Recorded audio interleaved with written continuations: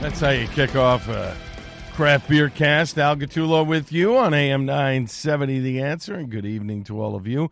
Are you enjoying the cold weather if you live in the tri-state area of New York, New Jersey, etc.? I'm certainly not. I am not a cold weather person, ladies and gentlemen. I like the heat. The hotter, the better. I am not a fan of cold weather. It aches in my bones. I don't like it. Counting the days, though. Got vacation coming up in about a month, so I'm happy about that. We've got a pretty good show for you tonight. I shouldn't say it's pretty good. It's a great show. Are there weeks that the shows are, it sounds like he's mailing it in? Not really. I don't mail it in. I try to get you as many facts as possible to talk to you all about the beer world. But coming up in 20 minutes, Maddie Bowen. She is the new owner of Lions Roar Brewing in Westfield, New Jersey. An interview that we did in two parts at the brewery earlier this week. Lots of changes, good things coming from Lions Roar. Maddie has just purchased the brewery from the original owners, and we get into all of it. And it starts in just about 20 minutes from now. You definitely want to tune in for that. But we've got a lot of news and notes to get to. So let's dive into them, shall we? Apparently, in Michigan now, starting on the 20th annual Winter Beer Festival, which is being held on February 28th, the Michigan Brewers Guild will no longer need to exchange tokens or tickets for beer samples at their festivals. As one of our government affairs focuses over the past few years, this new legislation helps to provide a better experience for the festival attendees and allow us to focus on other areas of festival operations, and token counting, cleaning, bagging, and collecting takes up a good chunk of time. As there's a statement in this image, which I've posted on social media. It doesn't mean we serve unlimited samples at our festivals. We are committed to responsible alcohol consumption, and we do not encourage overindulgence in the fine beers our events showcase. So I guess in Michigan, you had to give out a token in order to get a beer, and it was capped at a certain amount. Now they don't have to do that anymore. But again, they're saying this isn't going to be a free-for-all of drinking. We're going to monitor it. We'll keep an eye on it. Totally understand what they're doing. But this is a good thing. This frees them up a little bit to do some other stuff, which is actually really good. Our friends at Funky Buddha, we mentioned this, the Maple Bacon Coffee Porter Festival, which is taking place the last Saturday here in January. Let me give you all the event details because there's a lot of different things here that are going on now. It's a free all-day festival. Obviously, you got to purchase the beers. You can enjoy 40 draft beers, cocktails, unique cuisine, plus mechanical bull riding, axe throwing, line dancing, and more. There is no entry fee. They're also hosting an epic bottomless Sunday brunch following the fest. Now, if you get the VIP beer package, which I'm going to get you the price here right now, it's $60, right? This is, it's 2 days, January 31st, February 1st. You get an exclusive limited edition 22-ounce bottle of the Maple Bacon Coffee Porter. You get a Rise and Grind Caramel Brulee Latte Cream Ale 16-ounce can 4-pack. You get a limited edition Maple Bacon Coffee Porter snifter glass. You get a custom tote bag. You get 2 festival drink tickets, and you get early access to Bower Room beers and activations, including the Mechanical Bull, poker tournaments, and whiskey station from 2 to 3 p.m. on Saturday, January 31st. So again, this is for $60. You're getting 2 drink tickets, plus you're getting a bottle of coffee porter. You're getting a 4-pack of 16-ounce cans and a glass. That's a good deal for $60.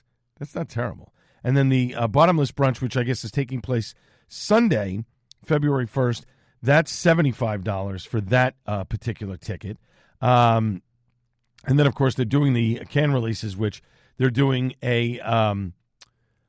doing the Maple Bacon Coffee Porter. It's a 12-ounce can 6-packs, or the Rise and Grind, the Imperial Cream Ale, Coffee Caramel and Vanilla. That's a 16-ounce can 4-packs. You can get those separately. And then, of course, they're doing a whole bunch of other stuff.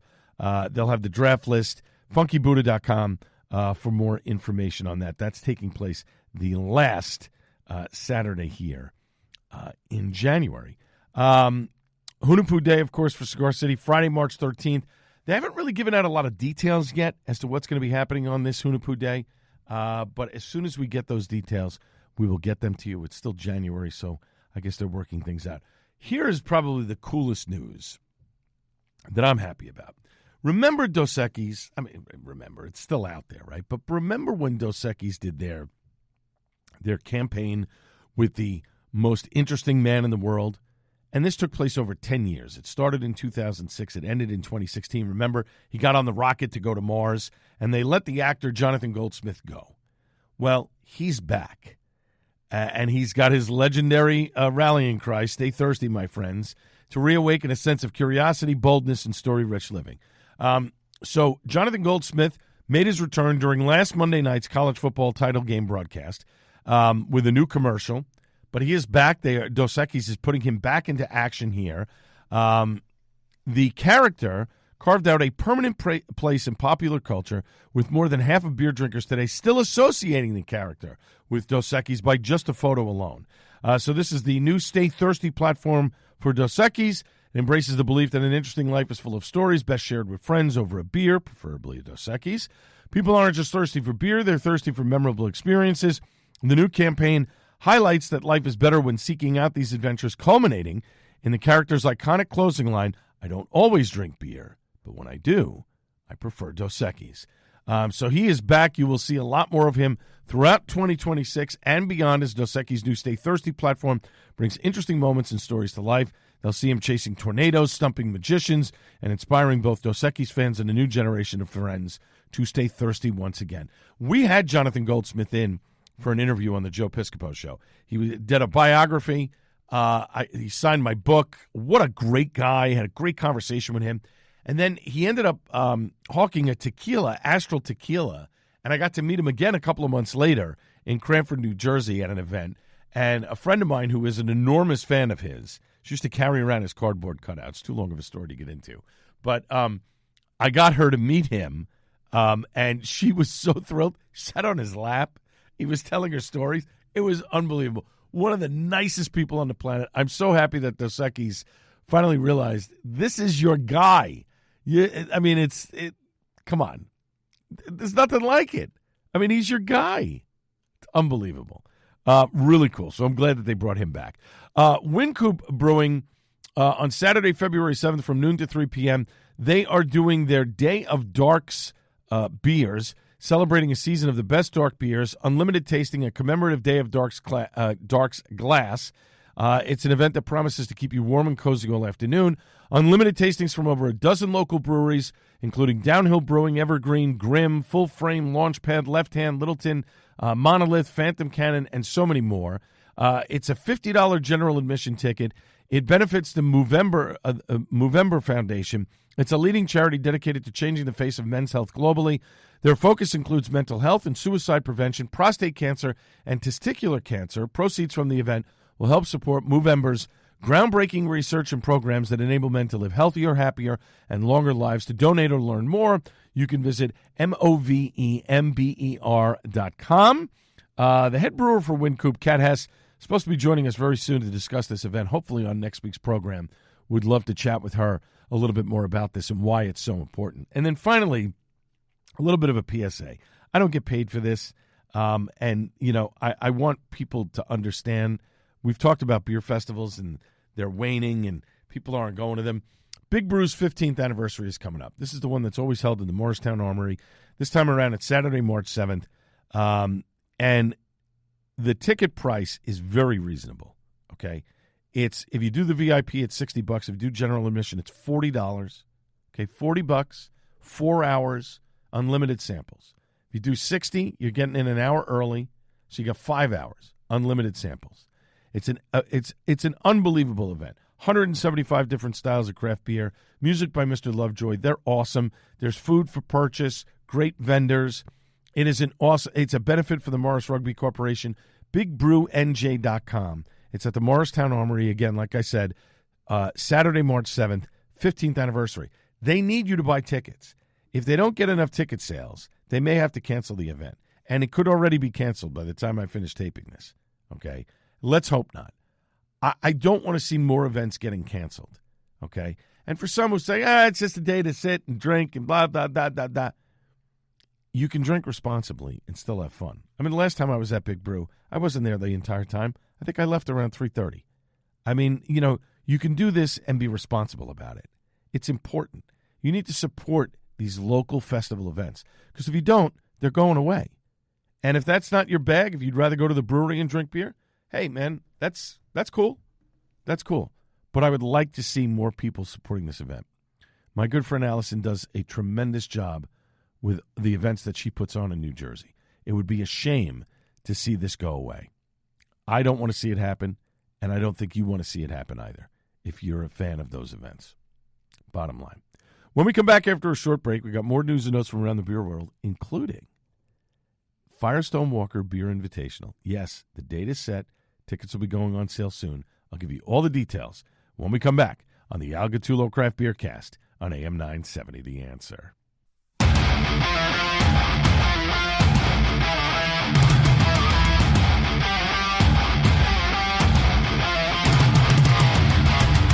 All right, welcome back. Al Gattullo Craft Beer Cast on AM 970 The Answer. We've got some fun stuff here on the Craft Beer Cast right now. I want to dive right into it. But first, in just a few short minutes, Matty Bowen, the new owner of Lions Roar Brewing in Westfield, New Jersey, is going to join me from the brewery. It's an interview that we recorded this past Tuesday. A lot of changes coming to Lions Roar, and good things coming for sure. A new brewer, who may be a familiar face to some in the brewery world, a new rebrand, refresh, the whole thing. We'll get into it with Matty just about 10 minutes from now. But some big news. Firestone Walker, their Invitational Beer Fest is back. They have set the date, which is benefiting the nonprofit Paso Robles Pioneer Day. It's a community organization that has been a cornerstone of local tradition since 1931.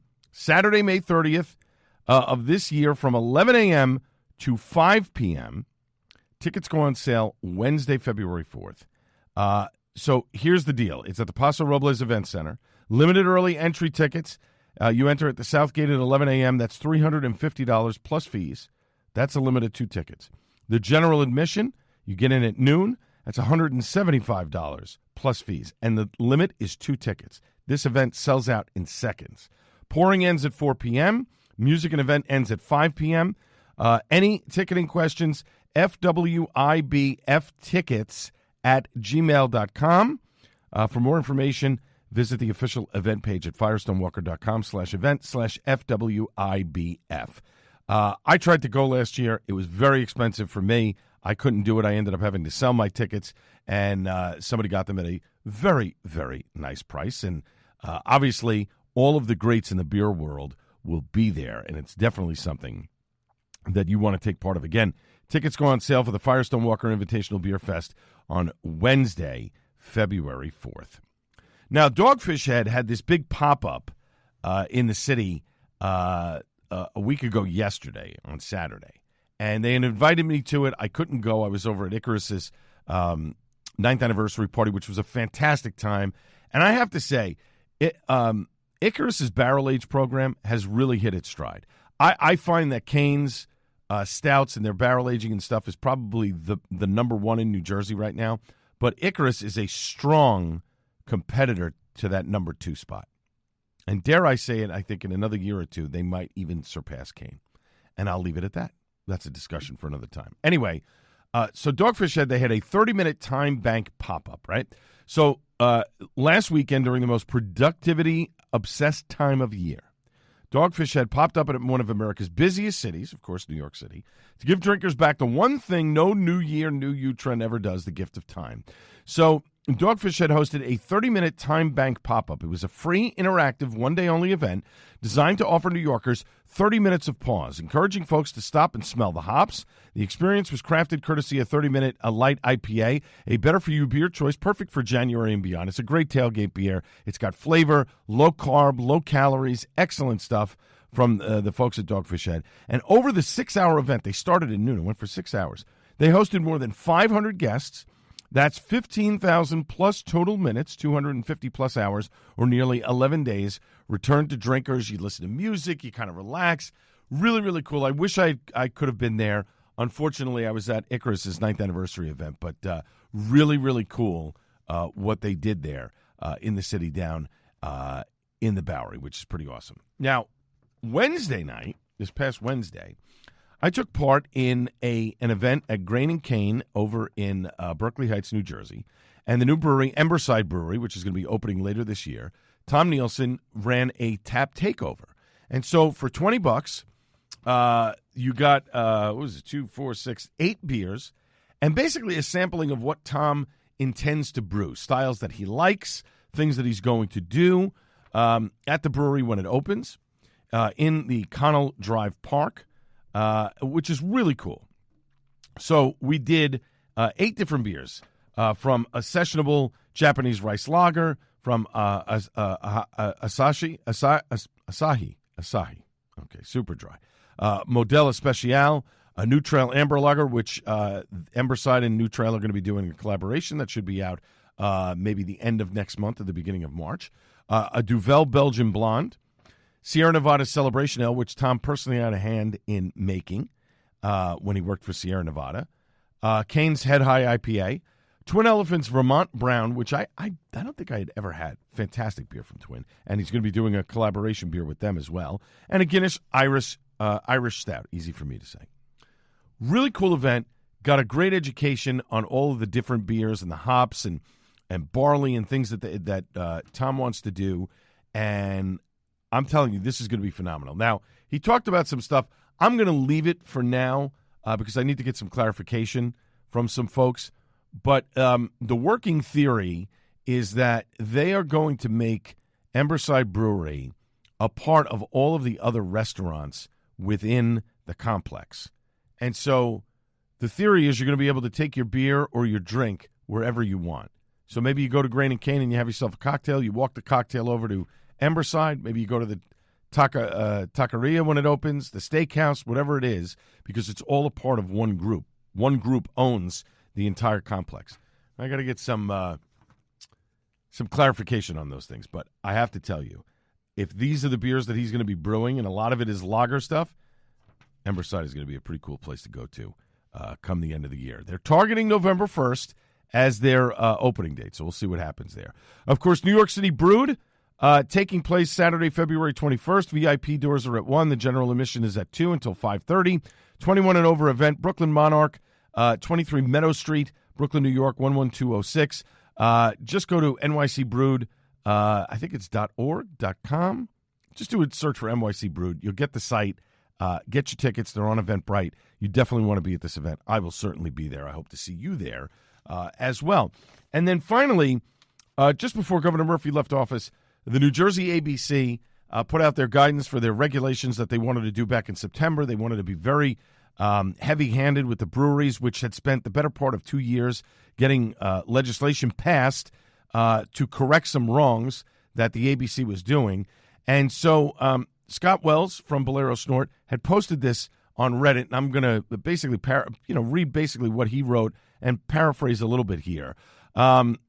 For the most part, the ABC agreed to the positions and suggestions submitted by the Brewers Guild of New Jersey and a lot of people that weighed in on it, myself included, which is great. I should note, as he says, there were multiple letters submitted by municipalities and legislators pushing the ABC to accept and adopt all of the comments from the Brewers Guild. So kudos to the municipalities and the lawmakers for doing this as well with the ABC. So they accepted and revised most of the regulation aligned with the comments submitted by the Guild. While it noted it may make future efforts to further define or create rules surrounding food and restaurant coordination, contract brewing, and license agreements, the ABC did essentially work towards the suggestions made by the Guild. Most of the rules and regulations were changed favorably, except where the suggestions were not permissible under current New Jersey or federal laws. So the proposed changes in fees for contract brewing were dropped completely, noting all limited breweries can contract volume as long as they obtain and presumably meet all the requirements of an additional wholesale license. Home delivery is allowed to continue right now. Nonprofits can rent space at breweries in a much expanded and equitable fashion. Relaxation and better definition on how limited breweries can partner with food vendors while also drawing a clear line between a limited and restricted brewery on this topic. That's a good thing. Limit of beer sold to go at off-site permitted events increased from a 6-pack to a full half-barrel keg. So when you see these pop-ups at farmers markets and things like that. Now you can buy more than just a 4-pack when you go there, which is, again, a good thing. I don't know who's bringing a half-barrel keg to sell, but there you go. One person or entity can now own 10 breweries, up from the previous limit of 2. That's a good thing. Membership and discount programs are allowed and can be hosted by the breweries directly or third parties, provided beer is not sold below cost and without discrimination. So you can't give a discount or something if you're a part of a membership program or whatever. And again, it can't be below the cost of what it takes for the brewer that makes the beer. Breweries can be compensated by food vendors for certain circumstances, provided they aren't profiting off of the sale of food. So they can't make the sale off of food, but maybe they're renting a bit of space in the brewery to the food vendor to, serve the food or whatever. I think those are details that can be worked out. The ABC will allow breweries to make beer cocktails in their tasting rooms, provided no other alcohols are used. The ABC will allow breweries to utilize non-employees at off-site events for service, provided they have a serving certificate, which is kind of weird because the breweries apparently are the only ones that need some sort of certificate. So, like, if Scott were to ask me to do an event somewhere, I would have to get a certificate in order to pour at an event in New Jersey.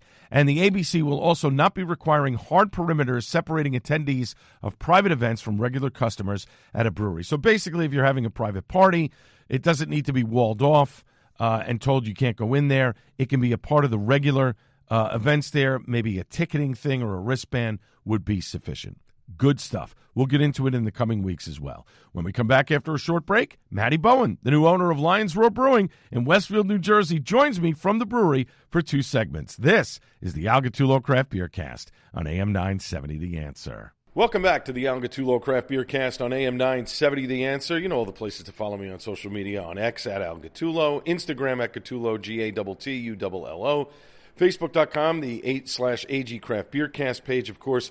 We're on iTunes. We're on all these different places where you can download and listen to the Craft Beer Cast, including HoppedUpNetwork.com. There is a plethora of podcasts that are beer-related and beverage-related that you can download and listen to at your leisure whenever you feel like it. Now, we're coming to you tonight from a little brewery in Westfield, New Jersey, Lions Roar Brewing, and the new owner, who has actually been here since the very start of the brewery, is my guest this evening. They're located at 517-519 South Avenue West. That's sort of the address you pop into the GPS if you need to get here.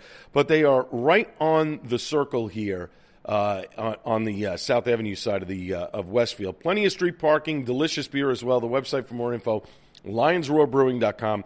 Let me welcome onto the Craft Beer Cast for the first time the new owner of Lions Roar Brewing, Maddie Bowen. Maddie, thanks for having me here. How are you? Good. How are you? Wild to hear that in a sentence. Right?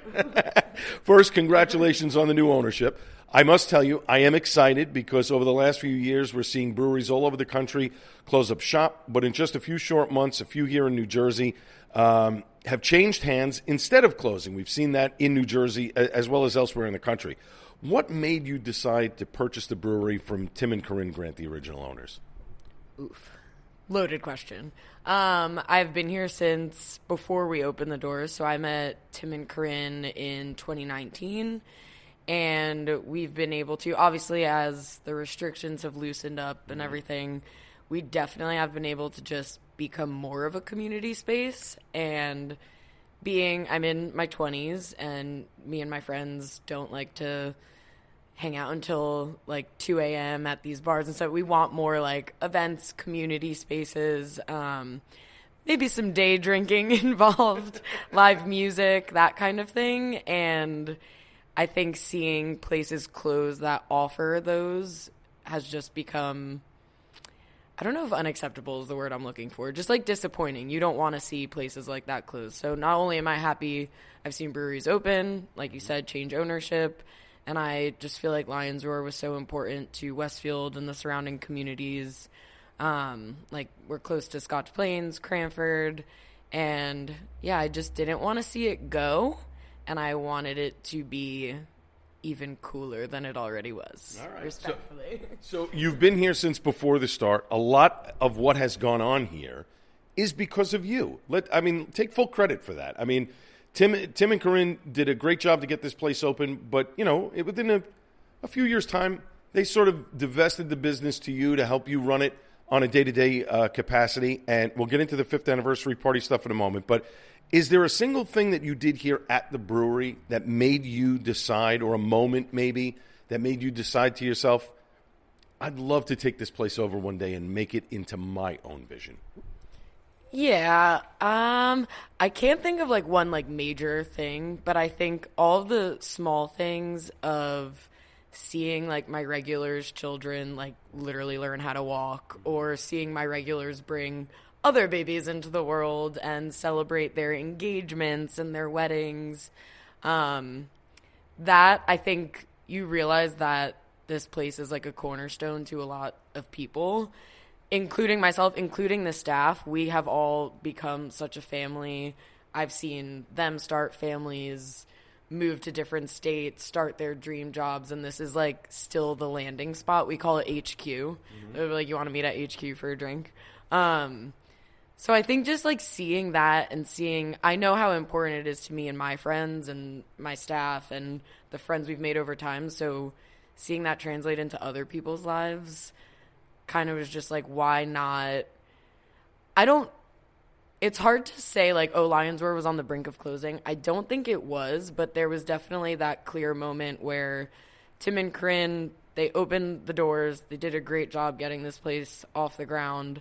And I think that they were kind of looking to see what's next. Mm-hmm. I was looking to see what's next. I was the general manager and the only full-time employee for 5 years, technically. So, nice. We are in the middle of a traffic circle.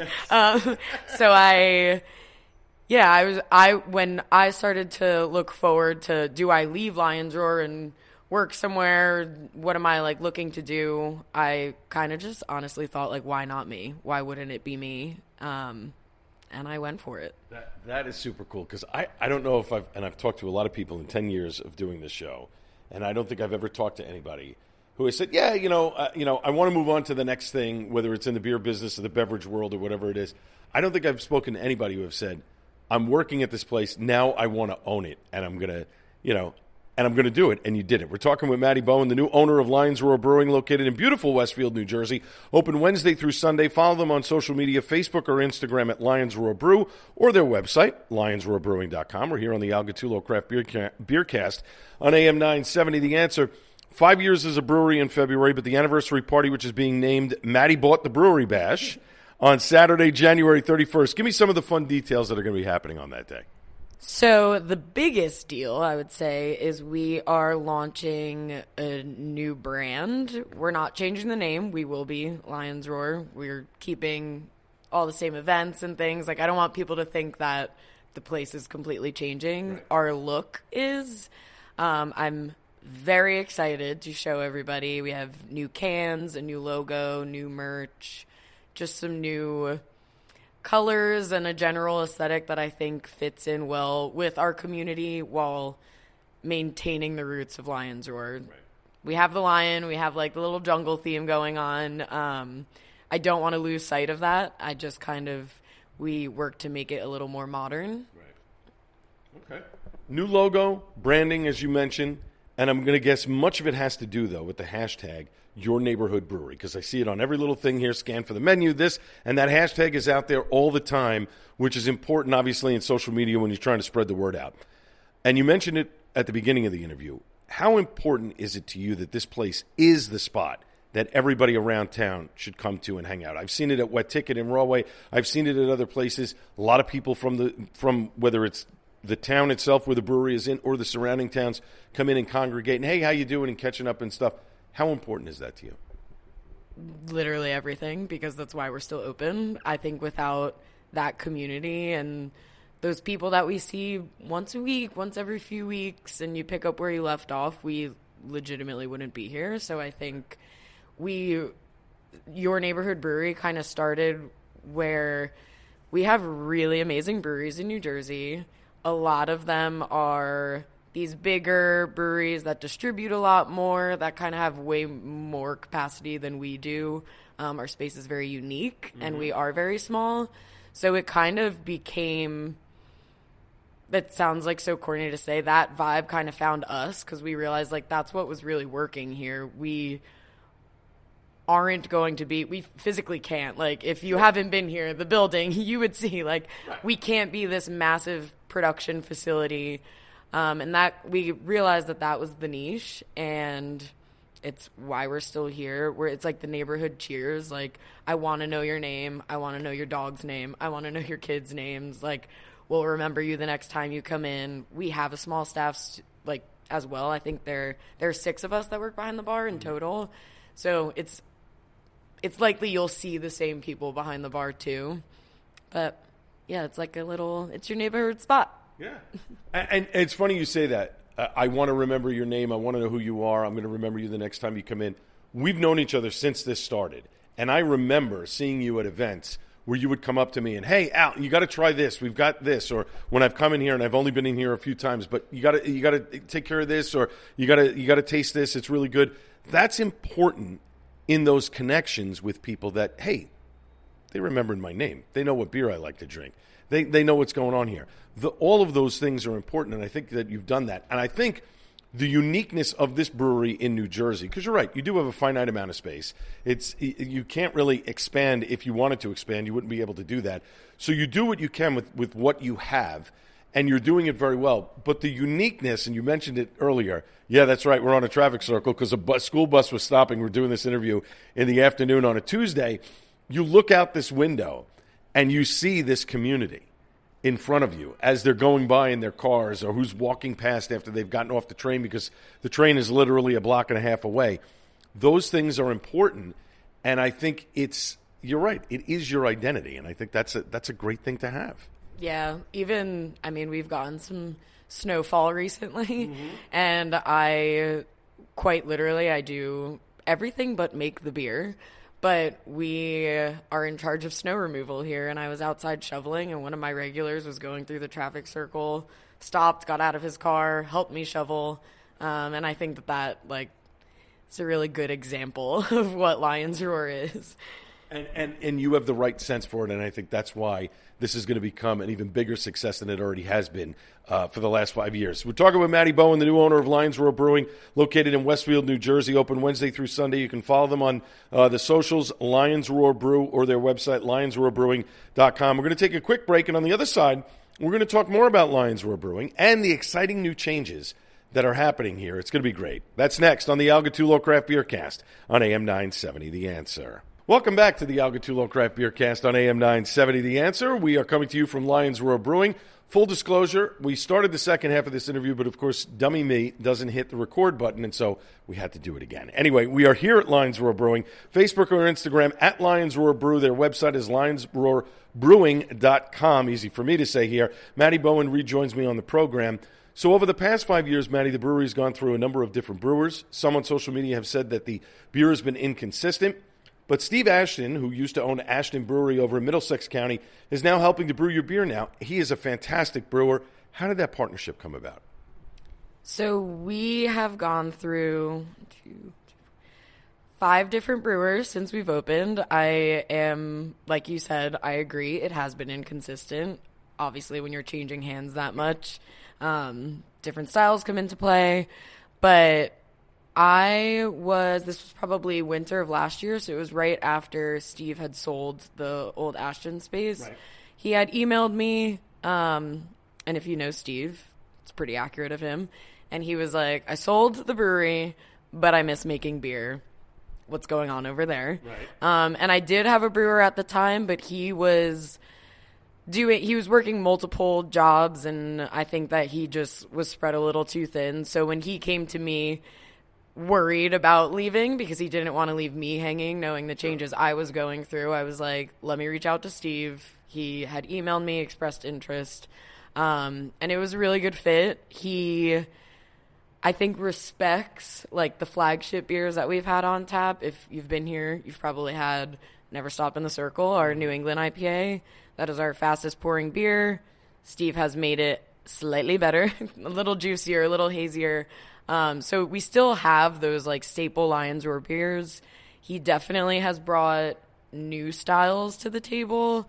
Right now we probably have 4 new beers on tap that are his creation. Okay. So it's a really good balance. I think he obviously he has decades of commercial brewing experience. So just making from recipe to recipe consistent, and even when we are brewing our flagships from batch to batch more consistent. But he's the best. We're lucky to have him. Yeah, and it's, one of the things that you do have here that's a regular beer is a California Common, which most breweries don't make, and obviously Steve is duplicating that recipe and maybe putting his own little twist on it. That's the other thing that I wanted to ask. Is he's adding to the recipes of the existing beers, and obviously he's putting his own spin on it. Has he done any of his beers that he used to do at Ashton and bring them over here yet? Or is it all a whole new slate for him? Let's do it all new.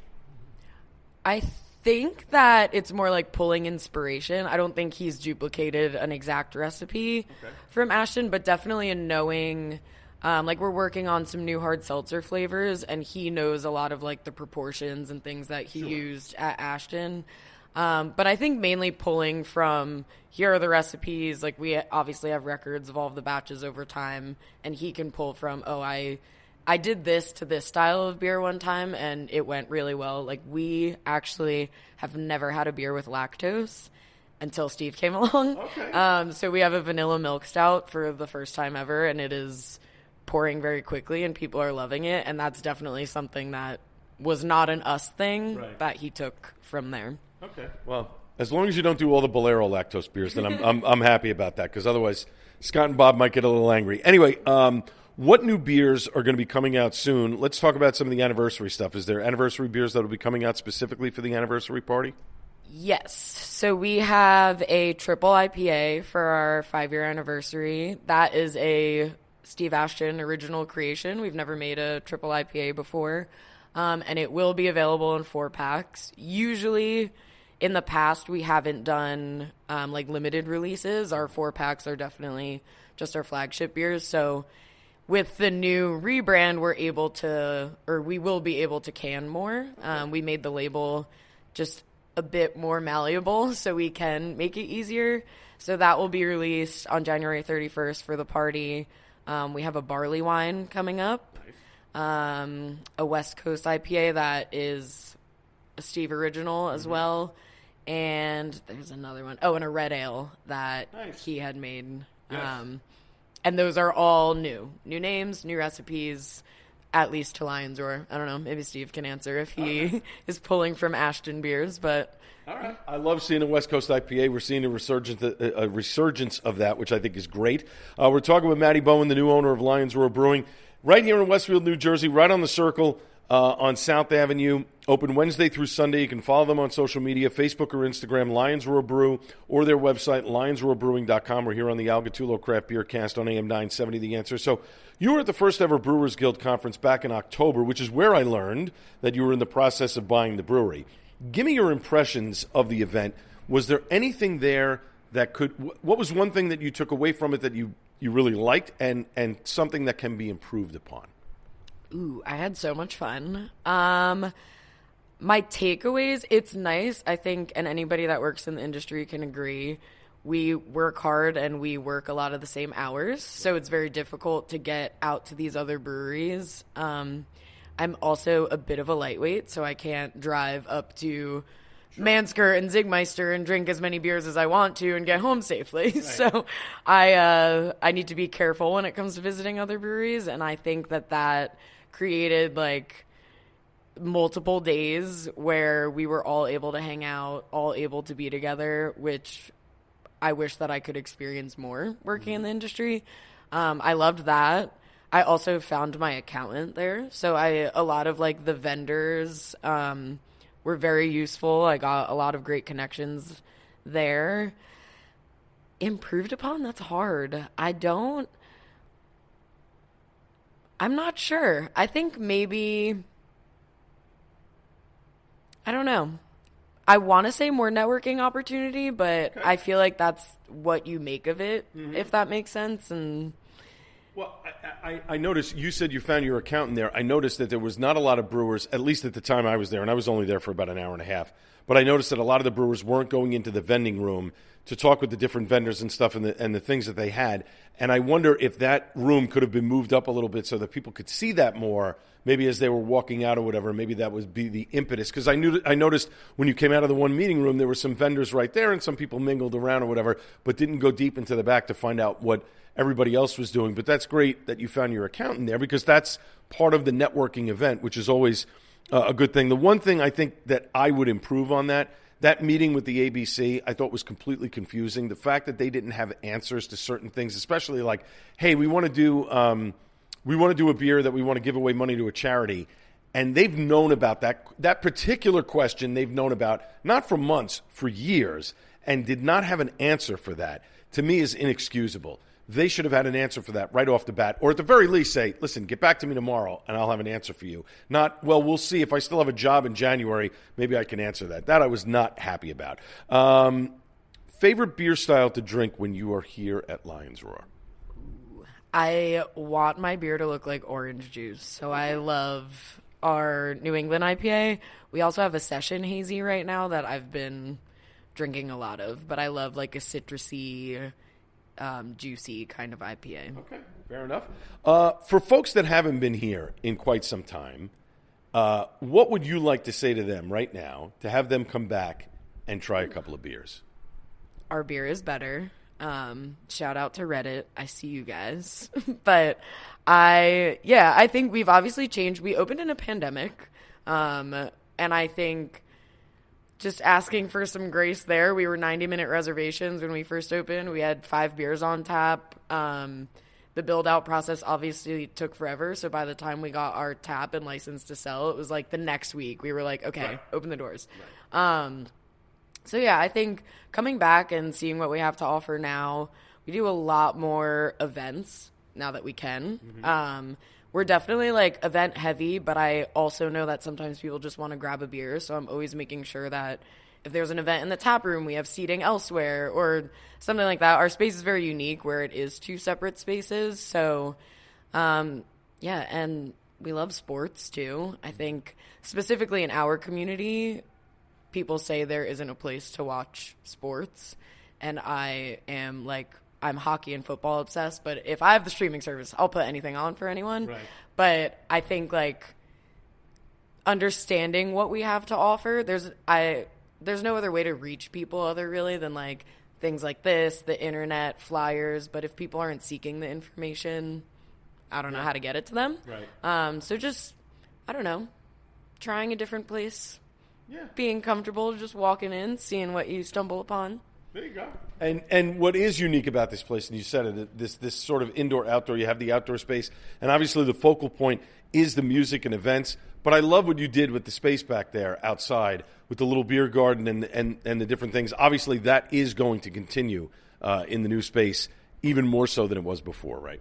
Correct. I think I've heard a lot of feedback over the years of comfier seating or things like that. So over the next, my goal is 3 months, but, you know, money is money. So we'll see. But just, it's still, the layout is obviously not changing, but just making it cozier, giving people chairs with backs, perhaps. Well, that's funny you say that, because Wet Ticket just did that with their stools. They had stools like this without backs, and they bought new stools. They probably got them on consignment from somewhere, but they have backs now. And I have to tell you, when people walked in, they were like, oh, this is great. I can put my back. That's a big deal. I think you want people. Listen, isn't the goal to get people to come in here and stay for a while? Not I'm going to have one or have a flight and run out the door, right? Yeah, it really is the little things. And I think what goes a long way is I spend a lot of time behind the bar. I'm pouring a lot of beer. So getting that feedback, it's going right to me. Like, It's going right to the person that's going to be implementing the change. So, like, I hear ya. All right. Good enough. And listen, folks, if you come here and you have a problem, and you shouldn't, because this is a great little space. The beer is improved, as Maddie has said, but you can talk right to Maddie because she's here. She's the owner, and she's doing it all. My guest has been Maddie Bowen, the new owner of Lions Roar Brewing, located in beautiful Westfield, New Jersey, open Wednesday through Sunday. Follow them on social media, Facebook or Instagram at Lions Roar Brew. Their website is lionsroarbrewing.com. Maddie, congratulations. I wish you nothing but success in the next phase of Lions Roar Brewing. And the anniversary party is Saturday, January 31st. It's going to be a blast. Thanks so much for having me here. Thank you, Al. You're welcome. My thanks to everybody involved in the show, as well as my guest, Maddie Bowen, and Lions Row Brewing, and, of course, last but not least, the great Buddy Watson. I'll be back live on the Joe Piscopo Show Monday at 6 a.m. This has been the Al Gattulo Craft Beer Cast on AM 970 The Answer. Cheers, everybody.